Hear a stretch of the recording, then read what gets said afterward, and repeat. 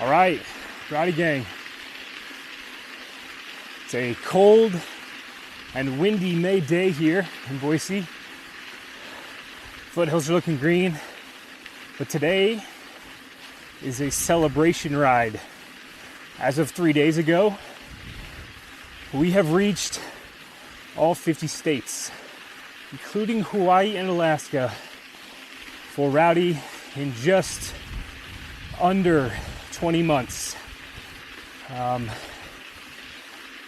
Wow. It is a cool feeling to know that someone, at least one person, in every state has agreed with the idea that I had some 3.5 years ago and loved the product that I spent 18 months trying to create for weekend warriors like you and me. So I figured today's ride we could just talk about business so far, the goods, the bads, and where we're at. Let's start at the very beginning.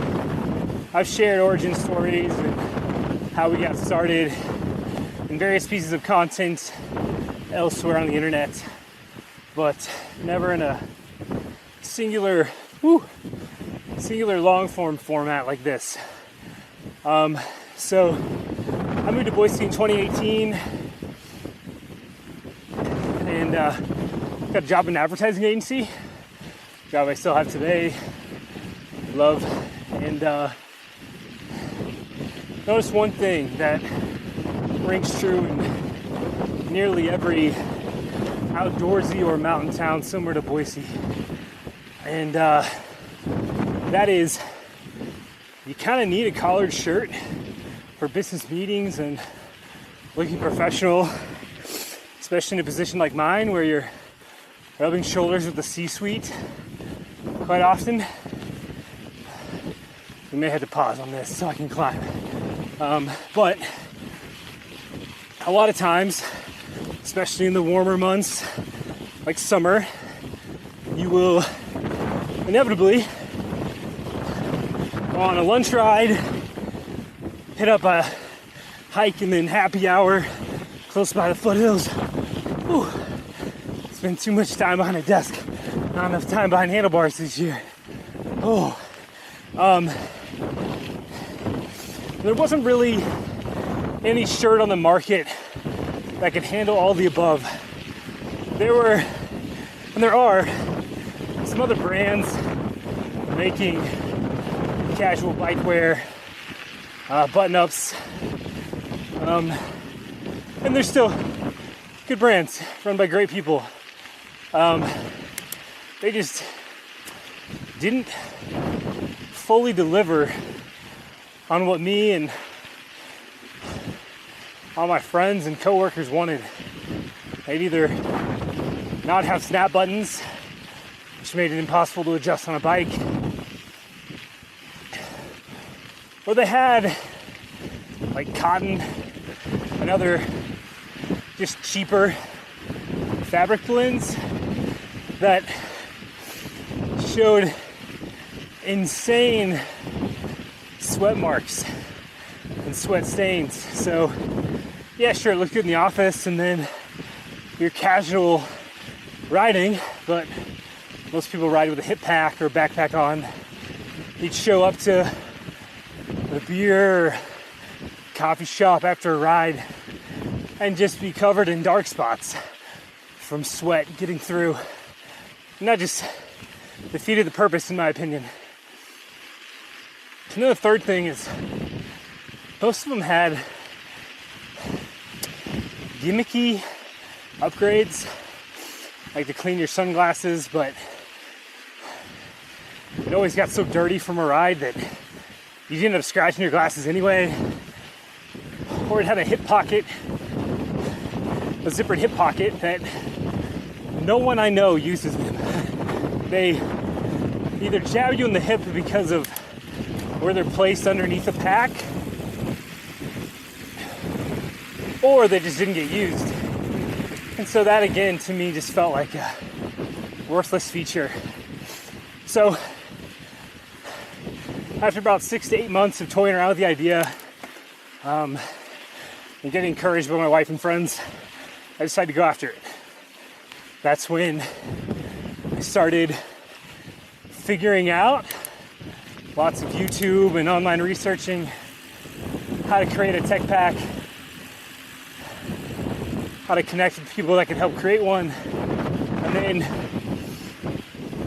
I started reaching out to factories. So the year's 2021. No, excuse me. The year's 2022. I decided to start going after the idea on January 1st, 2022. Bought the LLC January 1st. It's kind of all right, let's follow this rabbit trail for a year, let's see what happens. At the time, I had no idea what that actually meant. Contacted over 100 different factories and suppliers. Most of them never got back to me. Recruited help from friends, did import exports. Maybe a few more got back to us. Most of them had big limitations. They could do athletic wear, but they couldn't do collars and snap buttons. They could do collar and snap buttons, but fabric used for athletic wear that we wanted, or fabric been close to, that didn't involve cotton, couldn't do. So out of those 100 plus that we reached out to, eventually we got maybe 8 to 12, can't remember for sure, got back to us. Got samples from 4 of them. Some were horrible. The ones that were the best quality, got additional samples with. And that started the journey of fine-tuning fabric, fine-tuning patterns, hardware, which buttons, which per design, all things that I'd never done before. And ultimately took a lot longer than I would have expected to get going. Might have been because I didn't know. Might have been because we were slow, because I'm paying for it myself. So it's been bootstrapping out of our savings and paying for things so far. But 18 months later, we finally had a product that I felt like we could go to the market with. So at this point, we're 18 months in and a lot out of my savings. But we have a shirt. I go down to Arizona to test it in Sedona, which is a whole other crazy story. Maybe I'll share sometime. And then Phoenix. Oh, my wife Sarah just found out she's pregnant, due in October. So we come up on the summer and we're tight on cash. Need to try to figure out how to get this going. So I decided that I'm going to open up pre-orders. And it just so happens Boise Mountain Bike Festival is happening in June. Braden Ringhurst and the rest of the guys that run it liked the idea of what we were doing, loved that we were from Boise, and took a shot on us. They gave us a free booth for the weekend. Said, hey, if you can show up and make it happen, feel free. Just include some pre-order giveaways as part of the fundraiser. So my wife and I hurried, ordered last minute a custom pop-up booth, and we launched the brand face to face with people all around Boise and Treasure Valley of what Rowdee would be. We had a single prototype of each design, which were Trails and Tacos and the Weekender, the OG designs. And we just talked to people, we hung out, met some incredible people, and walked away with just under $2,000 of pre-orders from a single afternoon of people just being stoked on what the product could be and what we were trying to do. And that was awesome. I was on quite the high there. And just a good feeling of, okay, everything that I've been working toward hasn't been completely in my head. Other people like this as well. Let alone, met a few bike shops, wanted to talk wholesale once we got product in stores, some of which are now wholesalers today. And man, can't appreciate those guys enough. Thomas over at Plate again, big part of that. Appreciate you, man. And from there, kind of hit the ground running. Got our orders in September, launched officially in September of 2023, sending out all pre-orders and starting what would be the Rowdee journey that we're at today. From there, a lot of battle wounds and lessons learned. I spent the last decade helping brands that are 1, 5, 10 million in annual revenue get to 50 plus. I had never done it 0 to 1. And I learned a lot of lessons about focus and discipline up until this point. Still learning them today, because what gets you there, what I've done for so many clients, will not get you to that point. It is pure hustle and grind. And unlike what I did, scattering and spraying a bunch of different channels and activations, instead you gotta just pick one, max 2, and just focus, buckle down, become a master at those before you look at something else. Real quick, one thing that I forgot to mention, the 4 lessons learned. I'll never forget this. So, September 23rd, we get our first production shipment in. At night, stay up, pack just over 100, I think, pre-orders. We're on the ground running. October 21st, best thing in my life that ever happened to me and my wife. We had our first kid. Theo was born. And so, in less than a month's span, I have both an infant business in addition to a full-time job, and a literal infant in Theo.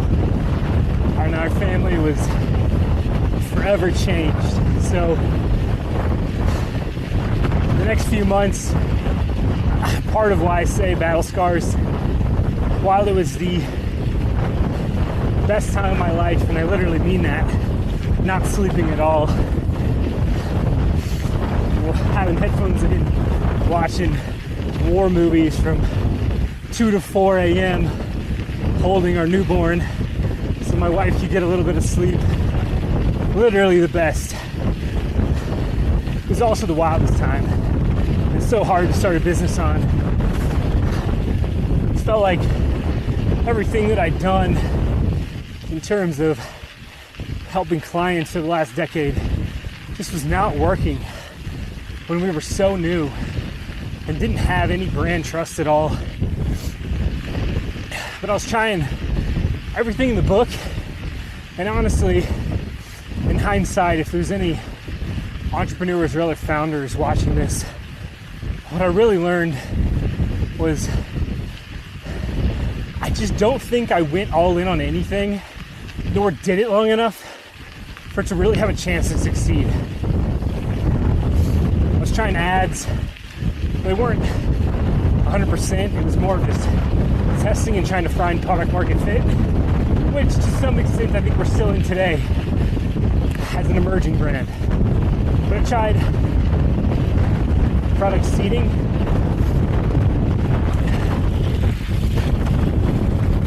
That was tough, but through seeding and just finding people that I felt like align with our mission of design for amateurs, and I liked their content, and I met some pretty incredible people. Some of those you've probably seen wearing our shirt.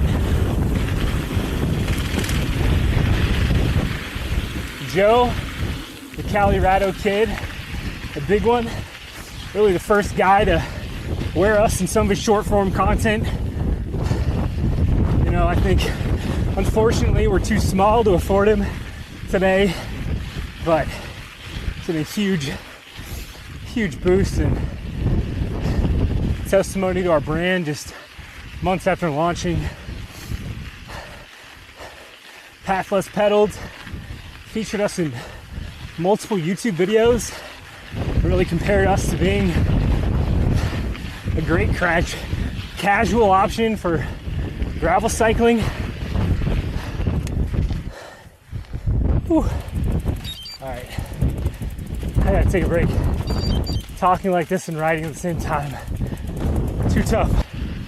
And most recently, Steve at Hardtail Party, or Mountain Bike Party as he's now known, fell in love with our shirts. He wears them often in videos, and it's definitely something that, man, I appreciate so much. And I'm just so happy that, you know, the exact audience of people who just like bikes and being outdoors are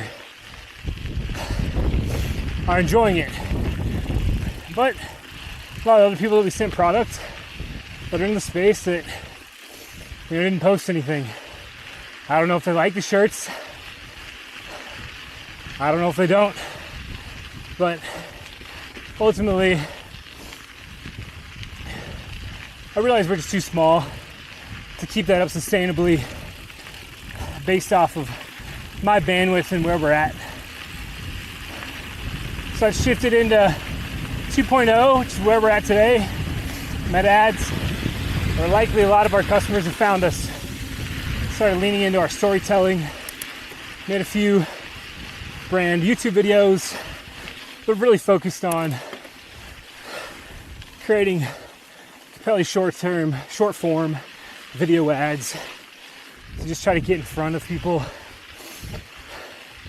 You know, since then people have posted us on Reddit, and just in general it's half paid, probably majority paid, some organic growth though as well. And where were we? Oh yeah, so meta ads have been what we've been focused on to date. Woo! Okay. And they've been well, but that leads us to Battle Scar number 2, which was trying to grow too fast, too soon. So we rolled into 2024 feeling like, hey, we got a shot at a brand here. Feeling pretty good about that. And Fat Tire Traverse is what we want. Okay. And so I wanted to make a full collection. All the other brands had 5 to 7 pieces they were rolling out every quarter. I wanted to do that. We were not there yet. Still really not there yet, but I decided we need more help. I'm not just gonna keep pulling from the savings. Things seem to be working. So we got a line of credit. It's been immensely helpful so far. Got the line, designed 7 pieces, and got those in for spring of 2024. And it's really where things started to turn. We were able to make some adjustments into our pattern, so a little more relaxed fit, a little more comfortable on the actual bike. We introduced these long sleeves. People love the UPF 50, which is a higher rating than most other brands on the market.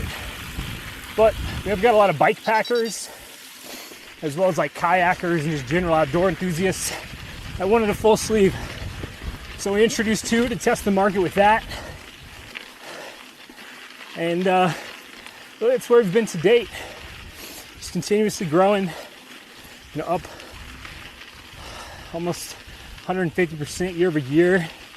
Just slow, sustainable growth. Fast forward to this year, 2025. Cash flow is the hardest thing of any business, especially apparel and inventory businesses. Because I haven't looked for investors or given out equity, I need a way to be able to preserve cash flow, but still be able to market and come out with new products. So we launched the Lab, which is essentially our website's version of Kickstarter. To introduce new designs and be able to test them with people like you and other customers, see if they like them before we move into production. It's really a win-win-win. It saves us on cash flow. It invites our community to help us design products. And it's also way more sustainable. Rather than wasting a bunch of money and borrowing a bunch against the line on something we hope will work that then doesn't sell. It doesn't seem like it's going to sell. We just don't make it. Ultimately, the Lab is a test for us, and we're probably too small to be testing something like this, just because we don't have the sheer website traffic volume or customer base to get the small percentage that's okay with crowdfunding and pre-ordering to help bolster production or make a good judgment on if it should go into production. But it's something I think is one of those, might be harder in business to do, but probably the right thing to do for the business and the planet. So we'll likely stick with it long term, but I'm sure it'll shift or change as things evolve with the business. We've got a couple, one shirt on there, one shirt to come, and a hat. The hat will not move into production. So, that's another one earned, which is a good example of another lesson learned, which is secondary products. We've got t-shirts and hats. Hats have done well for us. T-shirts, I shouldn't have spent the money on, probably, and just stuck to our hero product. Until you get to mid to high six figures, even seven-figure brand, it's best to probably just focus on your hero product, keep evolving that. So we're gonna get back to our roots, probably keep making hats because people like them as a secondary. The other thing that's big for this year in 2025 is for the last 15 months or so, we've been working on a brand new product that has never been seen by the cycling market. We actually just got patent pending status for a utility patent for it. I'm finalizing production ready sample with our factory partners right now, and that will be introduced and launched. Whew, it's so windy. Sorry if you can't hear this. That will be produced after a Kickstarter campaign. We'll be launching this product because it's truly revolutionary in the summer of 2025 on Kickstarter. And I'm really confident in the product. It answers the number one question we get and requests we get from our customers, but in a way that doesn't create other problems and has really never been seen before. I think it has the opportunity to really get Rowdee on the map and change the growth trajectory of us and of this company. So I'm so stoked to be able to show it to you guys. And I'll probably be doing a walkthrough here or on the main Rowdee channel, potentially both when we're ready to introduce it. But it's gonna be awesome. We'll announce it, of course, to our newsletter first. So if you're not part of that, make sure you join it on the site, or I can post a link to it in the description of this video. But that's a little bit about what the future has in store. You know, 2025 for every business and consumer, every ordinary person, it's been a wild year. You know, I'm extremely thankful that here we are 20 months in and just hit the entire nation. I'm still packing orders out of our garage with a lot of help from Sarah, my wife, and you know, we see every single name that comes through on the order list and are just feel so blessed and thankful that it's been working out. And you know, I'm an entrepreneur at heart, so I'm always questioning paths and entertaining different ideas. But as I've gotten older, I do know that this is the way that God has made me, and you know, who knows what this product will be and what his ultimate plans for this business and my life are. But extremely thankful for this season. It's been almost 2 years of very little sleep between being a present father and husband and founder that's honestly really in the how to make this business work. We're not at a place where I can hire the right who's yet. But I heard a quote recently that really put things into perspective, and it's how blessed am I to be exhausted by the endeavors that I get to choose to pursue. And I wouldn't have it any other way. It's been an incredible journey. So many lessons learned, which I'll continue to share here on this channel. But for now, it's time to enjoy some downhill. We'll see you on the next one. Stay rowdy. Woo!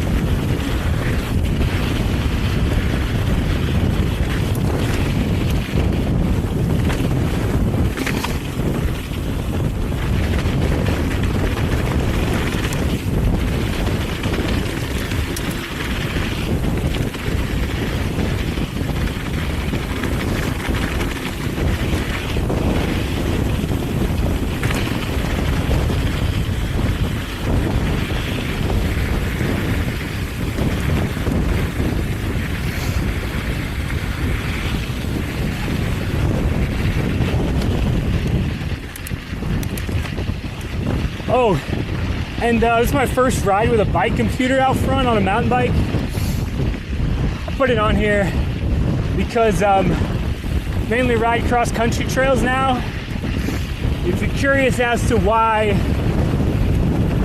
go to the Rowdee YouTube channel and see, click the video, I wear the same shirt for a week, and it'll explain everything. I'll drop it in the link somewhere here as well. But let me know what you think. Do you like the computer? Let me know how slow I am. If anybody can help me adjust my bike to where I don't get numb over after 10 miles, it'd also be great.